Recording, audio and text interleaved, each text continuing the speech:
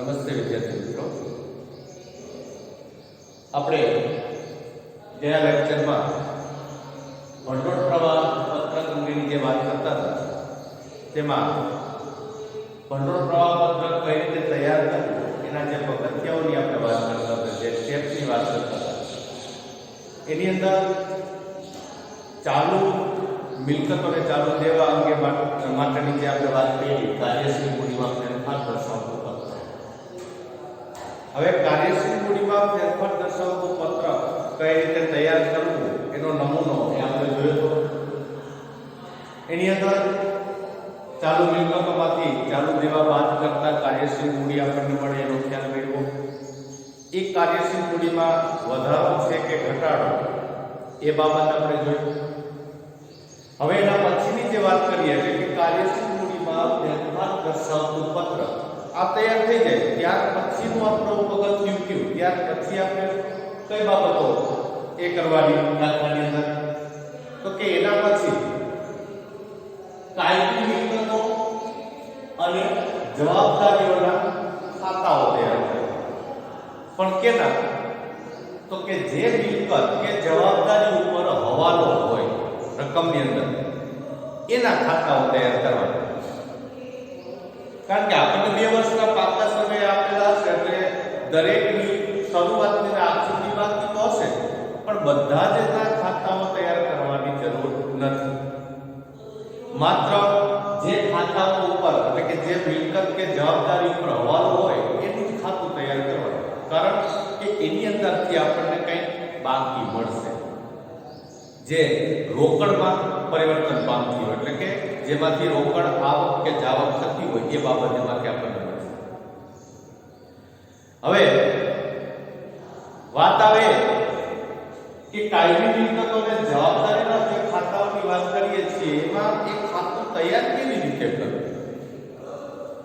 તો માની લો કે આપણને પાકા સર્વેની અંદર મકાન આપેલું છે, બરાબર? મિલકતો સાઈડ આપણે જોઈએ તો કાયમી મિલકતો આપણને આપેલી હોય જેમાં ફર્નિચર, મકાન, યંત્રો, બરાબર, વાહનો, આવી જે સ્થિર મિલકતો છે આપણને આપેલી હોય. એની શરૂઆતની આખરની બાકી આપેલી હોય અને સાથે હવાલામાં માની લો કે તમને એવું કીધું કે ભાઈ મિલકત છે મકાન ઉપર 20,000 એ ઘસારો ગણવાનો છે વાર્ષિક. તો એનો મતલબ એવો થયો કે મકાન આપણને જે પાકા સર્વેમાં આપ્યું છે જેમાં શરૂઆતની આખરની બાકી છે, હવે અગાઉ તમને એવું કીધેલું હતું કે જો કોઈ હવાલા ના હોય તો આપણે એવું સમજીએ કે ભાઈ મકાનની શરૂઆતની બાકી કરતા આખરની બાકી વધારે હોય તો એટલું મકાન વધારે ખરીદ્યું હશે અને ઓછી હોય તો એટલું મકાન વેચ્યું હશે. પણ જો હવાલો હોય તો એ હવાલાની અસર આપ્યા બાદ એની ખરીદી અથવા વેચાણ શોધવું પડે. હવે કેવી રીતે? તો એ બાબત આપણે અહીંયા સમજીએ. માની લો કે તમને મકાનની જે આપણે વાત કરી કે મકાનની શરૂની બાકી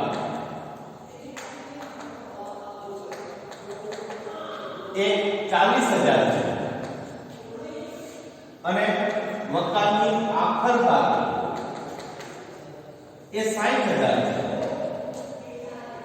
હવે આટલી વિગત હોય તો આપણે એમ કહી શકીએ કે 40,000 શરૂની બાકી અને 60,000 આખરની બાકી, તો જે 20,000 નો તફાવત છે એટલે કે જે 20,000 નો વધારો છે એ વધારાનું મકાન ખરીદેલું હશે. પણ માની લો કે તમને હવાલામાં કીધું કે મકાન ઘસારો 10,000 તો હવે આ મકાન 20,000 નું ખરીદ્યું છે કે વધુ કે ઓછું એ આપણે ક્યારે એમાંથી ખ્યાલ આવે તો કે આ 10,000 નો હવાલો આવ્યો છે. એટલે કહેવાનો મતલબ કે આનું જે ખાતું તૈયાર કરશો એ ખાતા ઉપરથી આપણને જે પૂરતી વિગત મળશે એ ખાતું ખરીદી હશે કાલે. કારણ કે આપણે ભંડોળ પ્રવાહ પત્રકની અંદર જે રોકડની આવક જાવક થાય છે એની જ વાત કરવાની છે. એટલે કે જે ભંડોળ આવે છે એટલે કે જે પ્રાપ્ત થાય છે અને ક્યાં વપરાય છે આ. તો અહીંયા આપણે મકાન ખાતું તૈયાર કરવાનું જે આપણા જવાબદારી ભાગ રૂપે જોઈએ. એટલે કે મકાન ખાતું જે રીતે આપણે બનાવીએ વિગત અને રકમ, વિગત રકમ આ. એટલે મકાનનું ખાતું માની લો કે આપણે તૈયાર કરીએ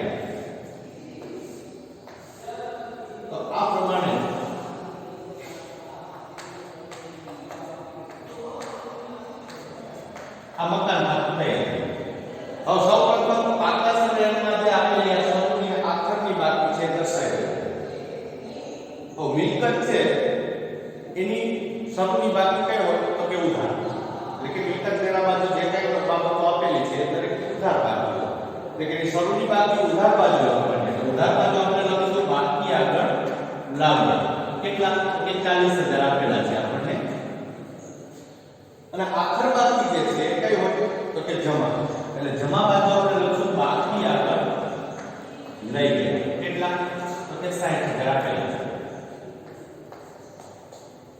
તો આટલી વિગત થઈ ગયા બાદ હવે આપણે જોઈએ કે આપણે હવાલો શું છે તો કે મકાન ઘસારો તો આ મકાન ઘસારો 10000 આપેલો છે તેની આપણને હવાલા અસર તે આપણને આવડવી જોઈએ એટલે કે 10000 થી હવાલાની જે અસર છે એ કઈ રીતે આવે તો એ હવાલાની અસરમાં આપણે આમનો જે જોઈએ તો એ કઈ છે તો કે ઘસારા ખાતે ઉધાર તે જે તે મિલકત ખાતે જમા એટલે કે મિલકતમાંથી એટલી રકમ આપણે કરવાની થતી હોય બાદ તો જો આ હવાલા અસર આવડતી હશે તો તમને એની હવાલાની જે વિગત છે ખાતામાં કેવી રીતે લખીએ ખ્યાલ આવે તો ઘસારા એ ખર્ચ છે એટલે ઉધાર થાય અને એ જે તે મિલકતમાંથી બાદ થતી હોય એટલે મિલકત ખાતે જમા થાય તો અહીંયા આપણે મકાન ખાતામાં જમા સેકન્ડ રાખીએ ઘસારા કે ભાઈ ઘસારા ખાતા કેટલા તો કે 10 આ સરપાઈ હવે મકાન ખાતું તમે બંધ કરો બરાબર જો આ ઉપરાંત માત્ર ઘસારાની વાત નથી તમને રકમમાં ઘણા બધા હવાલાઓ એવા આપ્યા હોય તમને એવું કીધું કે અમુક જે રકમનું મકાન છે એ વેચવામાં આવ્યું તો એની અસર આમાં આપવી પડે અમુક મકાન નકામું બનવાથી એને રદ કરવામાં આવ્યું તો એની અસર આપવી પડે બરાબર પછી નવી કોઈ ખરીદી મકાનની આવી હોય તો એ પણ તમારે દર્શાવવી પડે આ બધી જ બાબતો એ આવડવી પડે અને એના દ્વારા છેલ્લે ખાતું બંધ થાય ત્યારે આપણને ફાઇનલી જે ખરીદ વેચાણ મળે એ આપણે અહીંયા ભંડોળ પ્રવાહ દર્શાવવાનું એ ઉપરાંત હવાલાની અંદર પણ જે કંઈ માની લો કે ખરીદ વેચાણ કે આપ્યું એની અસર પણ આવવાની છે એટલે આપણે ઘસારાની અસર આપી એટલે ઘસારાની એક અસર તો આમાં આવી જાય પણ બીજી અસર જે છે કે બીજી અસર તો કે આપણે સુધારે નફા નુકસાન ખાતાની અંદર એ દર્શાવતા તો હવે વાત એ કરી કે આ જે ઘસારો છે એ ઘસારો આપણે દર્શાવ્યા બાદ હવે મકાનની કઈ વિગત મેળવવી તો એમ ખાતું બંધ કરીએ તો 60 અને 10 ઘસારા એટલે 70000 એને આપણે ઉધાર બાજુ લાવીએ એમાંથી 40000 એ બાદ કરતા આપણને મળશે 30000 તો આ જે છે 30000 એક ખરીદી કહેવાય કે વેચાણ આ વસ્તુ આપણે સમજવાની તો જો અહીંયા મકાનની ઉધાર બાજુ તફાવત આવ્યો 30000 તો ઉધાર બાજુ તફાવત આવે એનો મતલબ કે આપણે મકાન નવું ખરીદ્યું હશે બરાબર હવે નવું મકાન ખરીદ્યું એનો મતલબ કે એની હિસાબ શરૂ કઈ થઈ હોય તો કે ખરીદ્યું એટલે મકાન ખાતે ઉધાર થાય અને રોકડ બેંક ખાતે જમા થાય મકાન ખાતામાં જો ઉધાર બાજુ આપણને બાકી મળી છે ત્યાં આપણે લખી નાખીએ બેંક ખાતે તો આટલી આ 30000 નું મકાન ખરીદ્યું હવે જો આપણે આ જોઈએ કે આ વિગત આધારે આપણે એવું કીધું કે 20000 નું ખરીદ્યું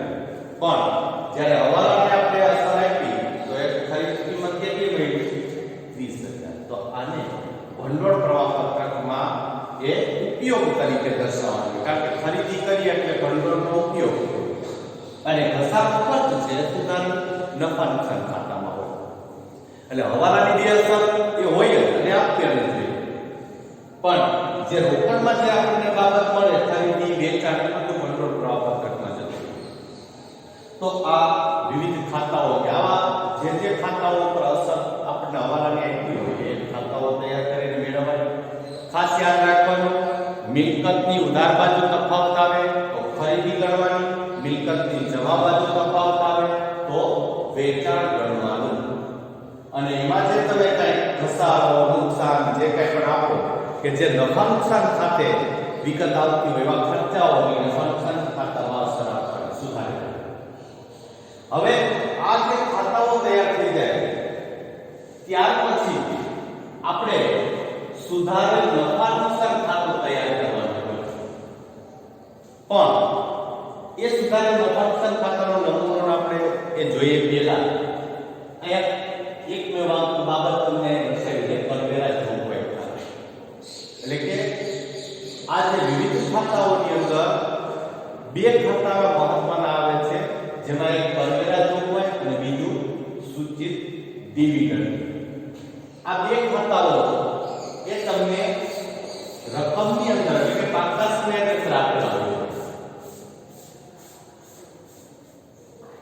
હવે જો એ કઈ રીતે દર્શાવવા, તો કે કરવેરા જોગવાઈ ખાતામાં આપણને જે રકમ આપી હોય એ રકમમાં પાકા સમયમાં મૂડી દેવા બાજુ એની બાકી આપેલી શરૂઆતની રાખી, અને મૂડી દેવા બાજુ બાકી હોય એટલે એનો મતલબ કે એની શરૂની બાકી જમા હોય, આખરની બાકી ઉધાર. પણ આ ખાતાની અંદર આ ચાર જ વિગત આવે, આ સિવાયની કોઈ વિગત ના આવે.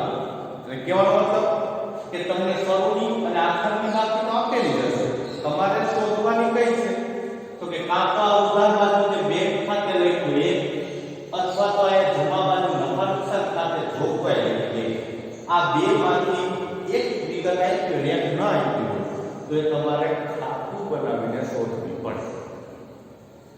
કેવી રીતે? તો જો તમને પાકા સમયની અંદર શરૂઆતથી આખરની બાકી આ દર્શાવી છે, આપણે બાકી આગળ ના લો, બાકી આગળ લઈ. હવે હવાલાની અંદર તમને એવું કીધું કે વર્ષ દરમિયાન કરવેરા રૂપિયા આટલા ચૂકવ્યા છે, તો કરવેરા ચૂકવા એટલે આપણે એની હિસાબી શું આપીએ, તો કે કરવેરા ખાતે ઉધાર જે રોકડ બેંક ખાતે જમા, અને કરવેરા જોગવાઈ ખાતાનું ઉધાર બાજુ બેંક ખાતે ચૂકવવું.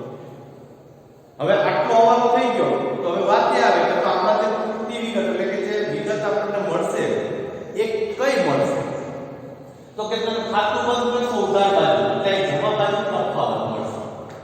તો આ જે તફાવત છે શું હશે, તો કે તમે જે કરવેરા ચૂકવા છે એ તમારી પાસે જે બાકી હતી એના કરતા વધારે છે, એટલે કે તમારે એની જોગવાઈ, તમારે એની ફાળવણી ક્યાંકથી કરવી પડશે, ખર્ચની. તમારી પાસે પૂરતો ખર્ચ ન હતો તો એ ફાળવણી ક્યાંથી કરવાની, નફા નુકસાન ખાતેથી, એટલે ત્યાં એની જોગવાઈ કરવાની. તો આ જોગવાઈ તમારે ક્યાં લખવાની વાત આવે, સુધારેલ નફા નુકસાન ખાતામાં ઉધાર, એટલે કે આપણે જે સુધારેલ નફા નુકસાન ખાતું તૈયાર કરીશું ત્યાં. પછી આ બેંક ખાતે જે ચૂકવ્યા છે એ ક્યાં લખવાના, તો કે કરવેરા ચૂકવ્યા એટલે ભંડોળનો ઉપયોગ થાય છે, બરાબર ને, તો એ ત્યાં આપણે દર્શાવવાનું. એટલે વાત આવી આ બે બાબત દર્શાવવાની. જો આ બધું જ આપેલું હોય તો કોઈ સવાલ નથી, પણ આ બે માંથી એક આપ્યું એક ના આપ્યું તો શોધવું પડે. આ રીતે ખાતું તૈયાર. હવે આપણને પ્રશ્ન એમ થાય કે હવાલો થાય વાલો, બરાબર, શરૂઆતની આખરની બાકી આપી હવાલો આપ્યો જ નથી તો શું કરવું, બરાબર ને, આવો પ્રશ્ન આપણને થાય. તો એના માટે શું કરવાનું, તો એ ખાસ યાદ રાખજો, બરાબર, કે જ્યારે તમને કોઈ હવાલો આપેલો ન હોય કરવેરાનો અને શરૂઆતની આખરની બાકી આપી, તો જે શરૂઆતમાં જે કરવેરા છે એ ચૂકવી દીધા હોય, કારણ કે ગયા વર્ષના આખરના એ ચાલુ વર્ષે ચૂકવાતા હોય, એટલે એ ચૂકવી દીધા એમ સમજી આપણે જે બેંક ખાતાની અસર છે ને એ રીતે ભંડોળનો ઉપયોગ કરવાનો. અને આખરમાં જે હોય એ સમજવાનું કે ચાલુ વર્ષેની જોગવાઈ થયેલી છે, તો એ જોગવાઈ તરીકે નફા નુકસાન ખાતામાં દર્શાવે. સમજાણું? ફરી એક વખત કહું, હવાલો જ ન હોય તો શરૂઆતમાં કરવેરા જે છે એ ચૂકવેલા છે એમ સમજીને ભંડોળનો ઉપયોગ કરી લેવાનો, અને આખરમાં જે છે એ જોગવાઈ કરેલી છે એમ સમજીને નફા નુકસાન ખાતામાં દર્શાવવાનું. આ કરવેરા જોગવાઈ. આ સેમ બાબત કોને લાગુ પડે, સૂચિત ડિવિડન્ડ એનું ખાતું પણ આ જ રીતે બનાવવાનું. એ પણ મૂડી દેવા બાજુ હશે, એટલે શરૂઆતની બાકી જમા, આખરની ઉધાર, ચૂકવેલો હોય સૂચિત ડિવિડન્ડ ઉધાર બાજુ દર્શાવી દેવાનું. જે કંઈ તફાવત મળશે એ જોગવાઈ કરવાની નફા નુકસાન ખાતે, અથવા તો જોગવાઈ આપી દીધી હોય તો તફાવત ચૂકવ્યા કરવાનું, એને ઉપયોગ કરી લેવાનો. અને જો હવાલો જ ન હોય તો કરવેરાની જેમ શરૂઆતના ચૂકવવાના, આખરની જોગવાઈ કરવાની. રેડી? ક્લિયર? આ વસ્તુ આપણે એક કમ્પ્લીટ કરી. એટલે કે આ બીજો સ્ટેપ જે છે એ કમ્પ્લીટ થયો. હવે આના પછીનું જે છે આપણે સુધારેલ નફા નુકસાન ખાતું એ નેક્સ્ટ લેક્ચરમાં આપણે એ કમ્પ્લીટ કરશું. બરાબર, ધન્યવાદ.